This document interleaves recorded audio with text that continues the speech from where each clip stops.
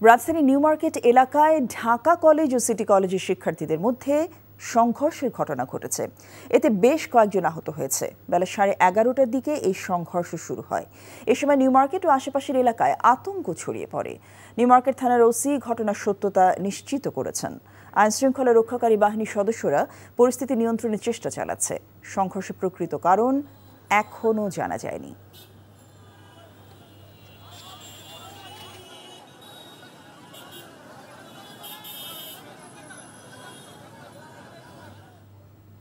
রাজধানী science lab মোড়ে Dhaka college ও city কলেজের শিক্ষার্থীদের মধ্যে সংঘর্ষ হয়েছে, যেটি আপনারা ইতিমধ্যে জানতে পেরেছেন।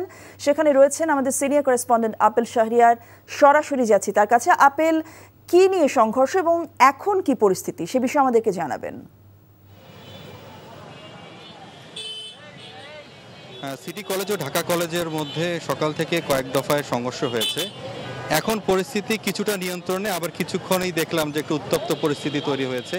মূলত সিটি কলেজের শিক্ষার্থী এবং ঢাকা কলেজের শিক্ষার্থীদেরকে পুলিশ কিছুক্ষণ আগেই মাঝে মধ্যে সরিয়ে দিচ্ছে, অনেকটাই তাদেরকে সরিয়ে দেওয়া হয়েছে।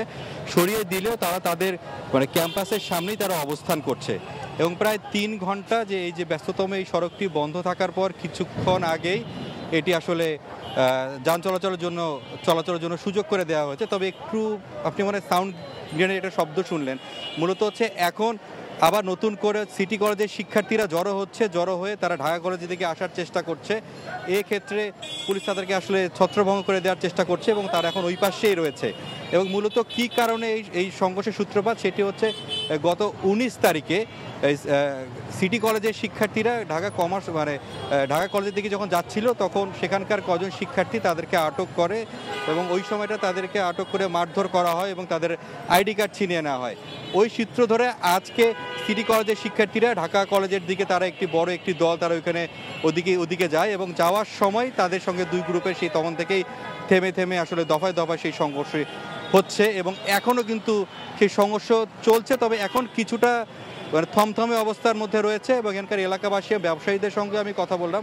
তারা বলছেন তারা ক্ষুব্ধ যে কিছুদিন পর যে এই যে দুই কলেজের শিক্ষার্থীরা যে ছোটোখাটো বিষয় নিয়ে যেভাবে দুজনের সাথে মারামারি করছে, সংঘর্ষে লিপ্ত হচ্ছে, তাদের ব্যবসার ক্ষেত্রেও কিছুটা ক্ষতিগ্রস্ত হচ্ছে। তারা বলছেন যে দুই কলেজের শিক্ষার্থীদেরকে নিয়ন্ত্রণের জন্য যদি প্রশাসন অর্থাৎ কলেজ কর্তৃপক্ষ যদি তাদের সঙ্গে আলোচনা করে আসলে কীভাবে সমাধান করা যায় সে বিষয়েও তারা আসলে জোর তাগিদ দিচ্ছেন। তবে এখন আমরা এখানে অবস্থান করছি, পুলিশও এখনও রয়েছে। আশা করা হচ্ছে যে কিছুক্ষণের মধ্যে হয়তো পরিস্থিতি আইনশৃঙ্খলা বাহিনী নিয়ন্ত্রণে নিয়ে আসবে। দর্শক, রাজধানী সায়েন্স ল্যাব মোড় থেকে জানছিলাম সংঘর্ষের খবর। বান্ডেল থাকলে প্রতি সেনমানিতে টাকা বাঁচবে। বিকাশ সেনমানি বান্ডেল কিনে জিতুন প্রতি লেনদেনে।